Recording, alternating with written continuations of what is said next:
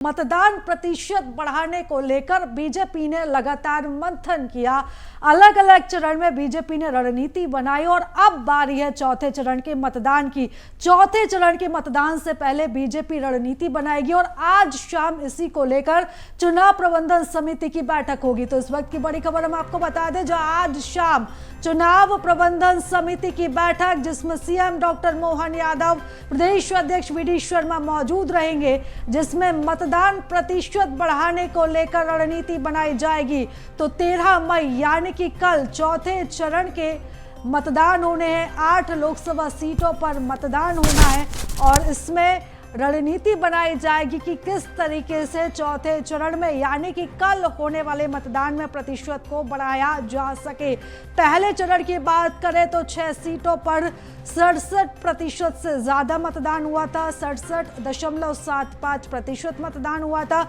दूसरे चरण में मतदान प्रतिशत कमा था, 6 सीटों पर 58% लोगों ने ही मतदान किया था। तीसरे चरण में 9 सीटों पर मतदान हुआ, 65.68% मतदान हुआ। तो ऐसे में अगर इन तीनों चरणों की बात करें तो सबसे अच्छा जो प्रतिशत था वो पहले चरण का प्रतिशत था, लेकिन जिस तरीके से दूसरे और तीसरे चरण में गिरावट देखी गई उसको लेकर अब बीजेपी रणनीति बनाएगी और इसी कड़ी में आज एक महत्वपूर्ण बैठक रखी गई है। मतदान प्रतिशत को बढ़ाने को लेकर यह बैठक रखी गई है। और इस खबर पर ज्यादा जानकारी के साथ हमारे सहयोगी प्रखर जैन हमारे साथ जुड़ चुके हैं। विस्तार से हम उनके साथ चर्चा करेंगे। प्रखर, अब बारी है चौथे चरण की और कल यानी कि 13 मई को चौथे चरण का मतदान होगा। अगर हम तीनों चरणों की बात करें तो पहले चरण में 67%, दूसरे चरण में 58%, तीसरे प्रतिशत में 65% के लगभग मतदान हुआ। यानी कि अगर हम तुलना करें तो पहले चरण में सबसे ज्यादा मतदान हुआ था और ऐसे में अब चौथे चरण में किस तरीके से मतदान बढ़ाया जाए, कैसे प्रतिशत बढ़ाया जाए, इसको लेकर एक महत्वपूर्ण बैठक।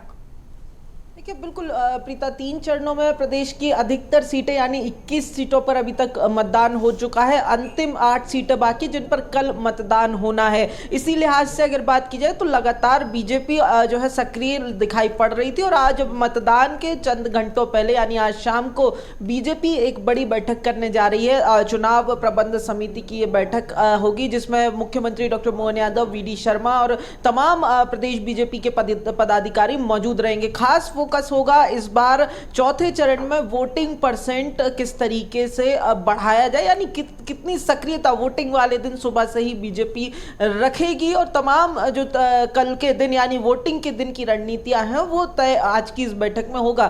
खास तौर पर वोटिंग परसेंट को लेकर जो है फोकस रहेगा बैठक में, क्योंकि जिस तरीके से 3 चरणों में वोटिंग परसेंट रहा, खास तौर पर 2019 के तुलनात्मक अगर देखा जाए तो तमाम चरणों में कहीं ना कहीं वोटिंग परसेंट में गिरावट दर्ज की गई थी। हालांकि तीसरे चरण में वोटिंग परसेंट 2019 के मुकाबले सबसे कम गिरा, कुछ जो है 66% के आसपास जो है वो तो पिछले चुनाव में हुआ था तीसरे चरण में, जबकि इस चुनाव की अगर बात की जाए इस चुनाव के तीसरे चरण में 65% के आसपास ये वोट परसेंट रहा। तो कहीं ना कहीं जिस तरीके से अगर देखा जाए तो 8% की गिरावट हमें पहले चरण में देखने को मिली, 9% की गिरावट दूसरे चरण में देखने को मिली। इस लिहाज से अगर देखा जाए तो तीसरे चरण का वोटिंग परसेंट कुछ ठीक ठाक दिखाई दिया, जिससे पार्टियों की जो चिंताएं हैं जो 2 चरण के बाद कहीं ना कहीं बढ़ रही थी वो उनको भी कहीं ना कहीं जो है वो ब्रेक लगा था। और अब जब चौथे चरण की बारी है यानी अंतिम चरण मध्य प्रदेश के लिहाज से जब मतदान कल होना है,